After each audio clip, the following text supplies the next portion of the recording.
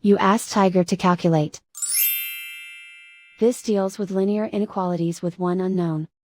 The final result is x smaller than 31 over 8 smaller than 37 over 8. Let's solve it step by step. Group all constants on the right side of the inequality. Subtract 19 from both sides.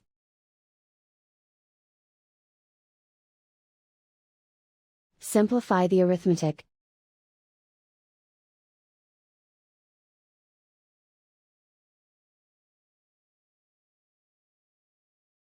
Isolate the x. Divide both sides by 8.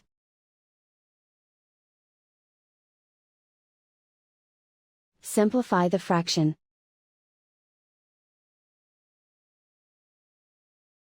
Plot the solution on a coordinate grid. And so the final result is x smaller than 31 over 8 smaller than 37 over 8.